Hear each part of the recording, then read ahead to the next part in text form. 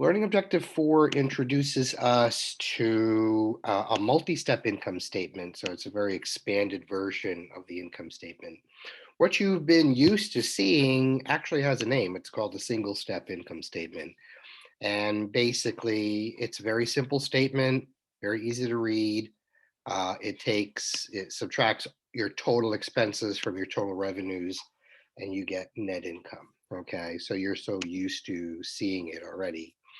Um, this is a single step income statement for REI, Recreational Equipment Incorporated, for 2 fiscal years. Okay, so the columns represent separate fiscal years. The one on the far right, that fiscal year ended on December 28th of 2013. And then the column next to it, you would expect it to actually end on December 20th of 2014, but they closed it a week later. So January 3rd, 2015 simply is just a week difference. So again, all the revenues are bunched up together, all the expenses are bunched up together, and you get net income. That's single step income statement in a nutshell. You've seen it over and over again. How to read this is very important. Remember, I said you had to know what net sales were because net sales, you're going to see this on all their income statements. Again, net sales is a very important part of what we went over last class. Sales revenue minus your returns and allowances minus your discounts, net sales. Very important to know that because you're going to see it. And then as you see here, these numbers are for separate years. Now, all these numbers are in thousands. So even though this looks like 2 million, 217,000, it's actually 2 billion because you're going to add 3 zeros after all the numbers. And so this company is a reasonably good sized company, $2.2 billion versus a little over $2 billion. That's a pretty good size jump from the previous year to the most recent year here listed here. All the expenses are listed there. As I mentioned to you before, the largest expense that merchandisers have is the cost of their inventory that they sell. Okay. So because this is the case, you have to know that there's been a lot of companies, although it was really spearheaded back in the late 80s and early 90s by Walmart. They knew they had to drive down their cost of inventory because, again, when they buy inventory, it's an asset, but when they sell it, it's an expense. And so making sure you have low inventory costs will come out as a lower expense, right? And that's what companies try to do, keep their expenses as low as possible. So the cost of goods sold is the largest expense, as you see, that this company has in both years, and that's true across the board. So, like I said, companies like China, mostly in the 90s when it really accelerated, they started telling manufacturers that the way to drive down the costs and get more shelf space at their stores was to manufacture more goods in places like China. But 80% of what Walmart imports from other countries comes from China. 80% of it does. So they have a very good business relationship because it keeps the cost of goods down for Walmart, and it keeps a lot of factories humming in China. So that's how that goes. But as you see, it's much greater than labor costs. The next thing here, payroll related, is labor.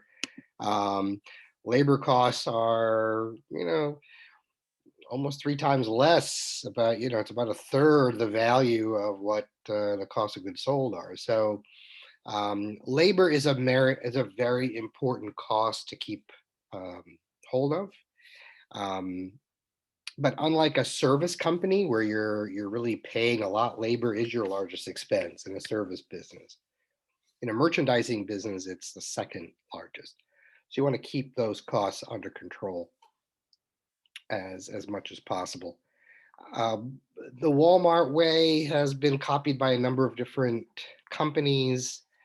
And I'm not trying to pick on Walmart, just they're big at it. They've been doing it well for a long time in controlling this.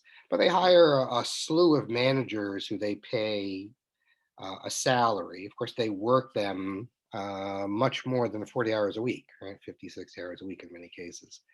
So they're getting a real good bargain by paying them one salary and working them well beyond.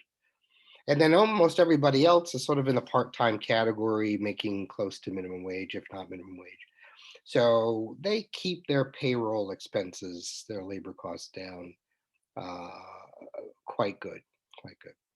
All the other expenses are listed here. The net income here is, as you see, for this last fiscal year that's listed, they had a $44 million profit when it's all said and done. Now that doesn't seem like much, right? Because you remember the customers gave them $2.2 billion. That's where the sales are, right?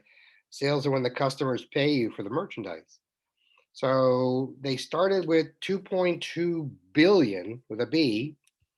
They paid all these expenses and they end up with a $44 million profit. So that's roughly about 2% of that total.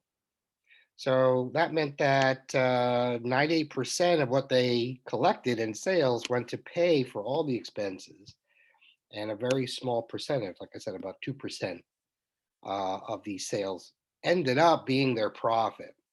And that's true in many, many companies, particularly merchandisers that, well, most retailers, but particularly at merchandisers that emphasize the low prices. So the Walmarts, the Targets, the uh, Dollar Tree, Dollar Store, Family Dollar line of things, Five Below. They'll have a relatively small profit at the end of it all. Um, but that's typical, just for you to know.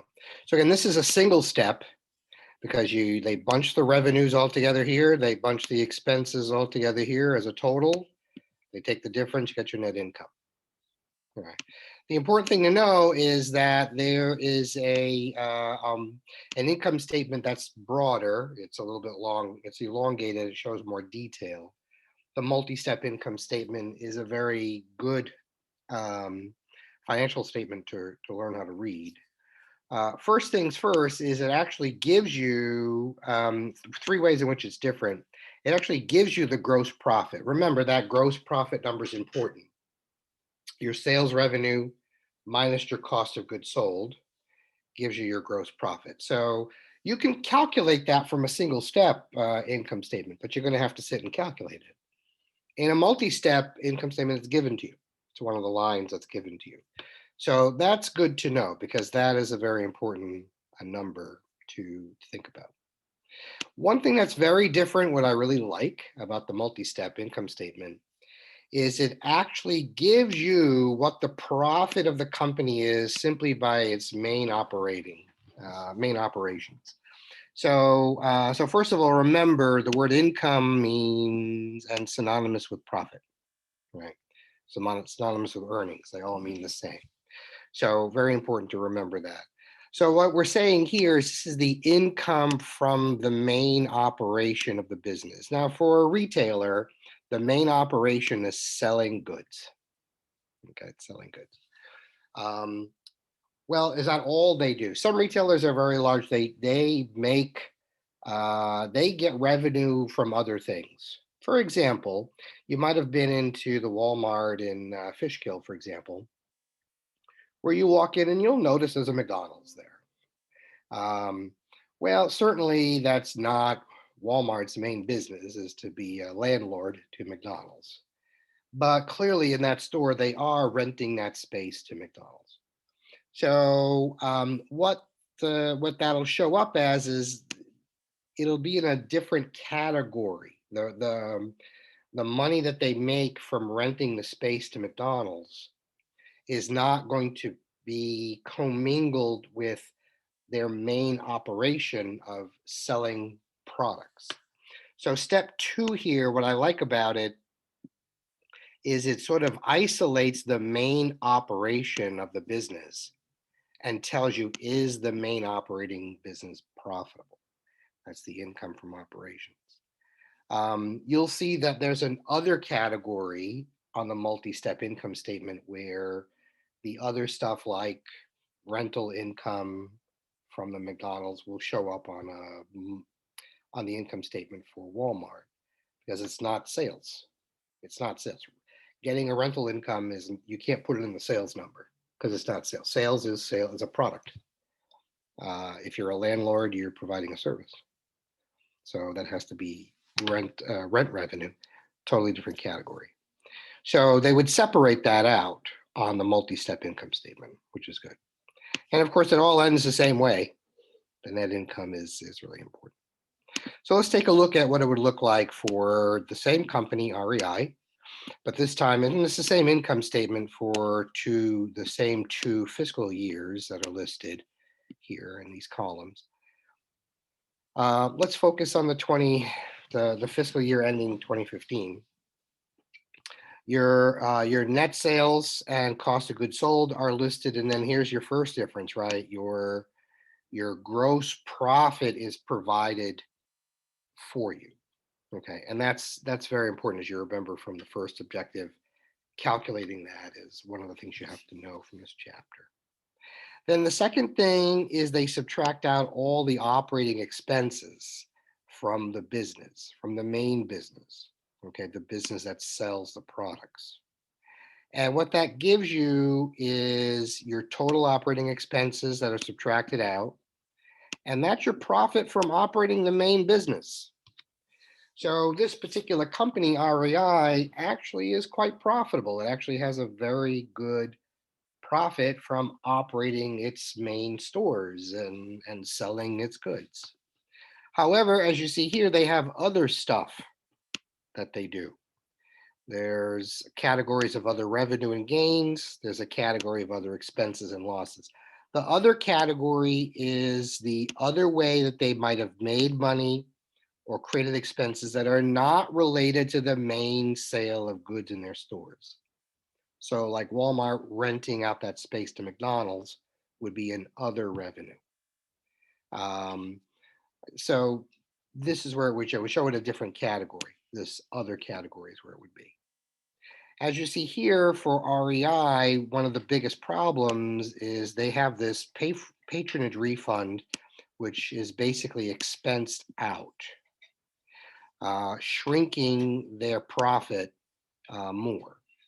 So the profit is taxed. So when you have a profit before income taxes, you have to estimate your income tax expense, subtract that out, and you get a net income. And so again, it's an expanded version of the income statement, very important to know. And it gives you very clear view of the different things that it's been going through, both within the main operation and other things that it does. Your book goes through these in more detail. Again, this is for PW Audio in this case. Again, net sales, right? Sales revenue minus sales returns allowances and minus sales discounts. You have to know that, right? Minus the cost of goods sold gives you your gross profit. So very important to understand that's part of the multi-step, right? All your operating expenses are subtracted out from that, leaving you with a profit from operating the company, okay? Then all the other stuff that your company does will be listed, that it affects revenue and expenses, okay? So in this case, PW Audio has interest revenue. Why?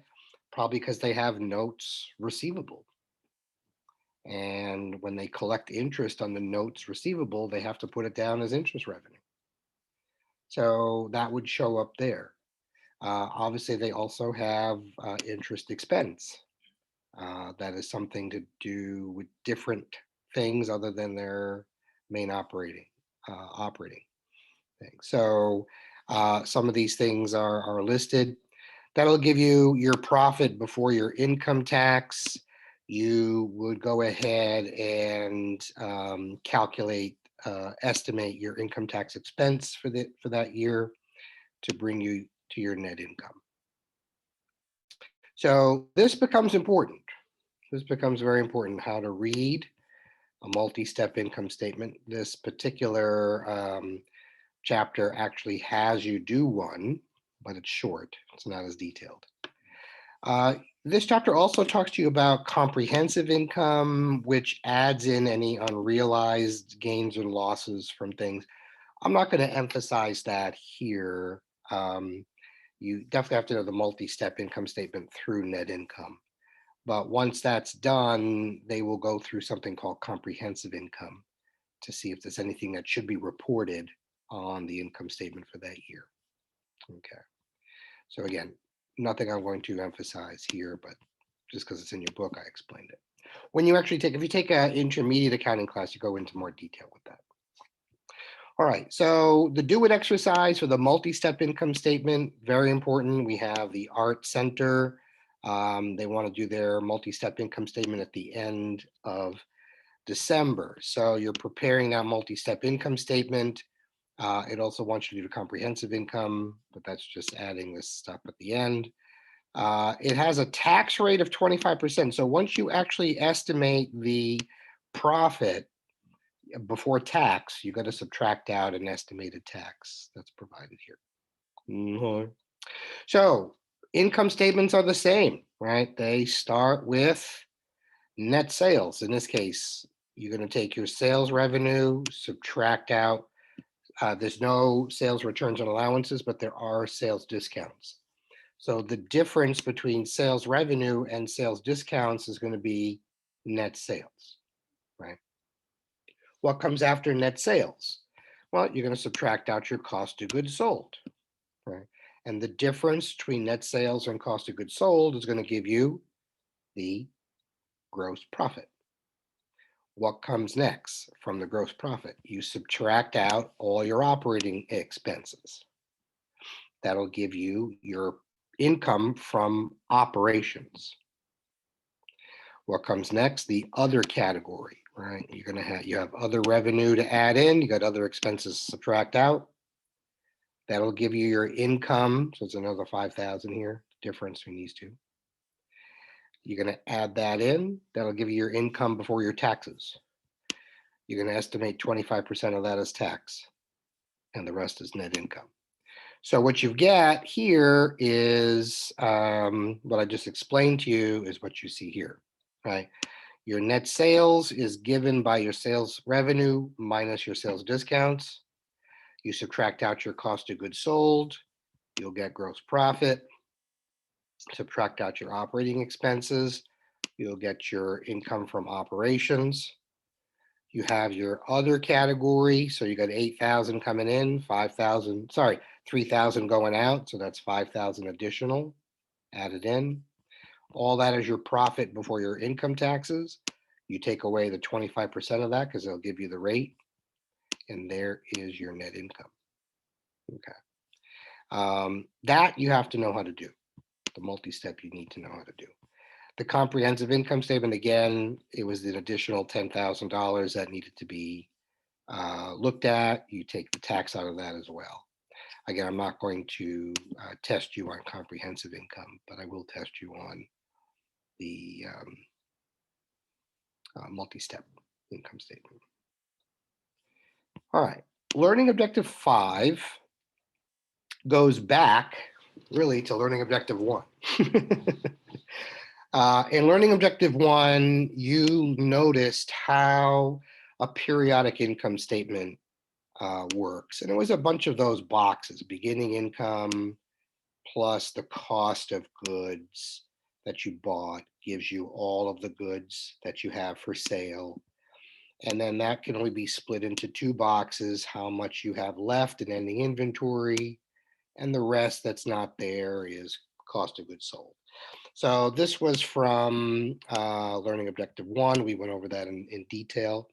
This is the tabular form for that. We also went over that in learning objective 1 or 2 or 3, one of those earlier on. So again, beginning inventory, which is this box, plus cost of goods sold, which is this box, gives you the cost of goods available for sale, which is this box. You subtract out your ending inventory, and that gives you cost of goods sold. So basically, we went over this. This is the diagram. This is the tabular form. This is actually how it looks on a in a statement form. If they wanted you to do a cost of goods sold statement to figure out, this is what it would look like. Take your beginning inventory. That's your box 1. What are you going to add in? All of your purchases. Well, how do you get all of those purchases? Well, it's a big story, as you know, from Learning Objective 2, right? You buy stuff, but then you might return stuff. You might take a discount, and you got to pay for shipping. So you had, in this case, this company had $325,000 of inventory that they bought. They returned $10,400 of that. They paid early, so they took a $6,800 discount on that. So that lowered the cost of inventory to $307,800. But then they paid for shipping, so they had to add that back in. So the total cost of the inventory that they bought, $320,000. That's box 2. Those two together is your total available for sale. That's box 3. You subtract out any remaining inventory at the end of the year. That's box 4. The difference, cost of goods sold. Okay, so this is something that they're going to want you to know how to do.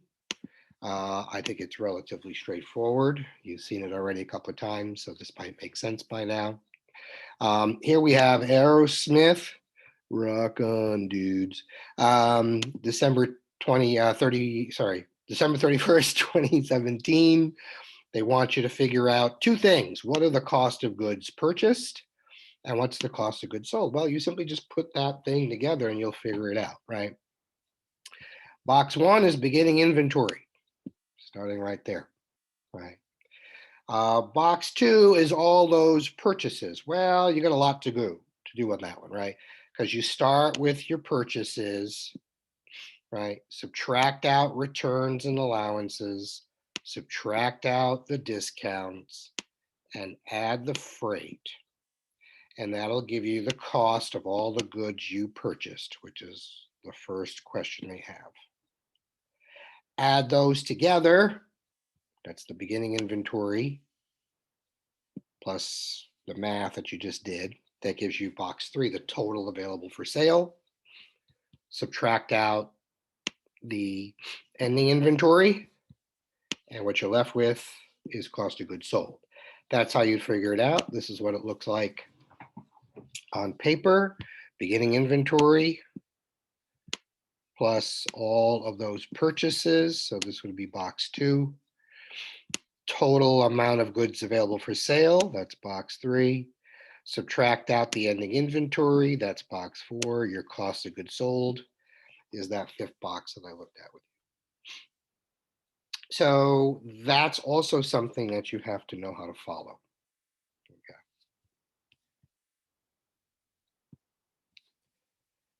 And the last thing that we do in this chapter is a little bit of financial analysis. And this is actually very good to know because you've seen it many, many times, whether you've actually realized it or not. I know many of you have seen an episode or two of Shark Tank. And one of the things they ask on Shark Tank are questions related to what you're going to be learning right now. One of the first things they will talk about is what is your gross profit rate, right? And so that's important to sharks because it's important. It's an important metric to know. So the gross profit rate simply is the amount of gross profit that the company made divided by the net sales that the company has. That's it. That's basically as simple. Gross profit rate is a very popular thing. It's often called markup or margin. And so all those are interchangeable terms as well. The gross profit rate formula is quite simple. And you know, now that you know the multi-step income statement, you know there's the gross profit given to you and the net sales are given to you. But even if you had a single step income statement, you can still calculate gross profit. because you would take the net sales, subtract out the cost of goods sold. Boom, the difference is gross profit. So for REI in 2014, they had 960,000, million, $129,000 of gross profit on over $2.2 billion of sales. So that meant that their gross profit rate was 43%, which is, I will tell you, that's very good. That's an excellent margin for sure. It's an excellent markup. When you compare that to one of the largest stores in this retail space here, Dick's Sporting Goods, their same gross profit rate, their gross profit to net sales, is only 31%. Only 31%. So significantly smaller than REI's. And in terms of all sporting goods retailers, their gross profit rate is 34%. Excuse me. Now, once you know the percentage, you can actually break this down by the dollar. So for let's take a look at REI. I'll put it up here. Remember, they start with $1. That's your revenue, right? We will subtract out the cost of goods sold, which we don't really know of right now, but we do know the gross profit, 43%. 43% of $1 is 43 cents, right? So just by knowing that you start off with 100% of your revenue, which is the same as starting off with a buck, because we're doing it by percentage, and you know that 43% of that dollar is left as gross profit, the difference is the cost of goods sold.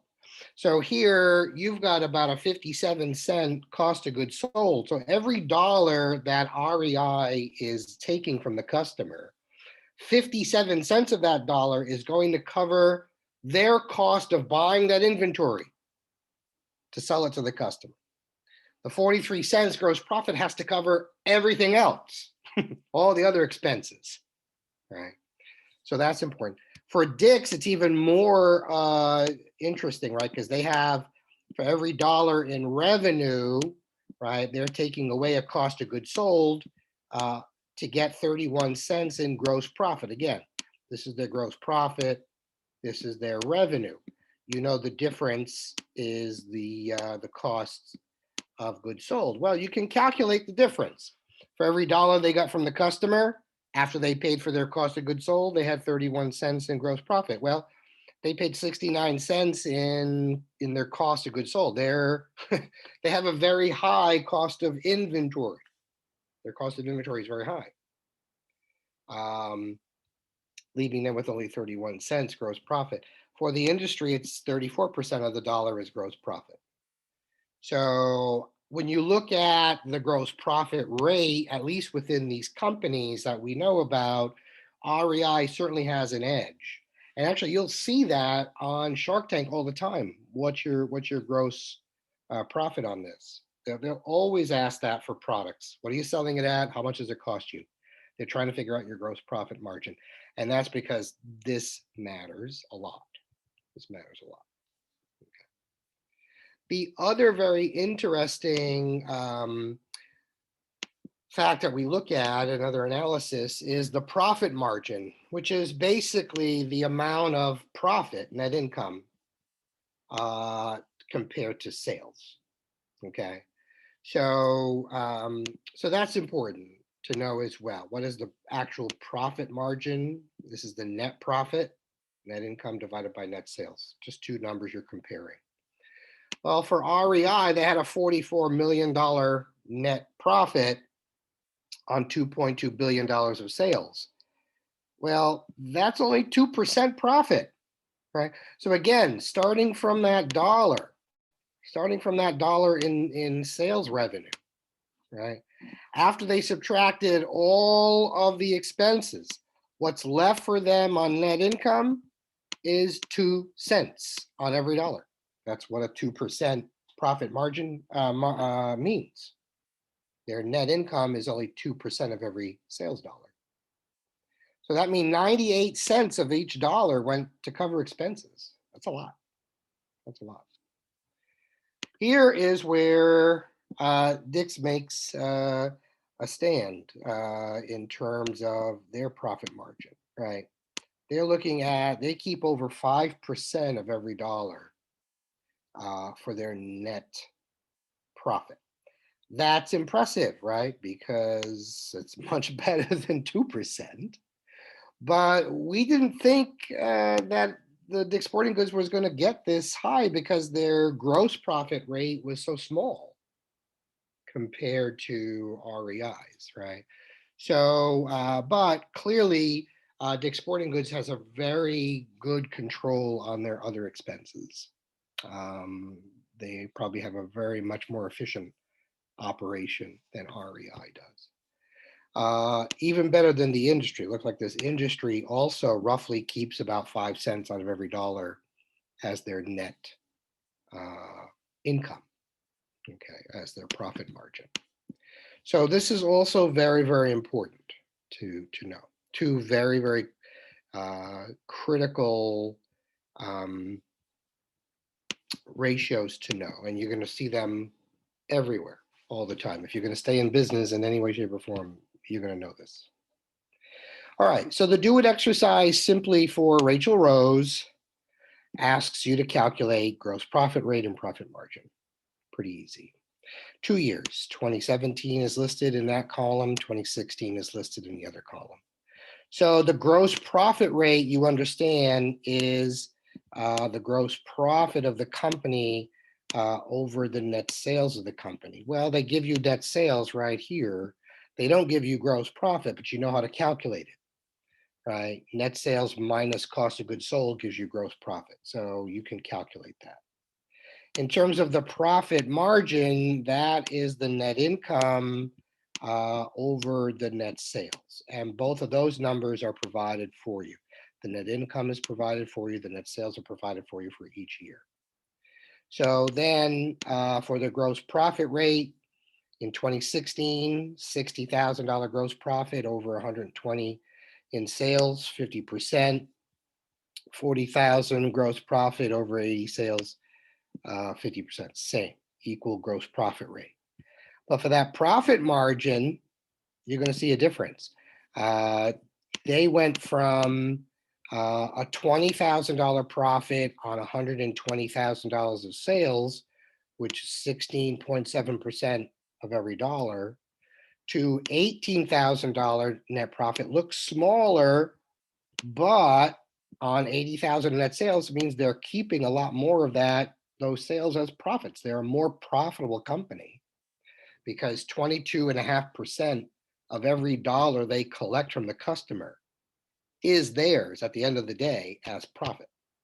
Okay.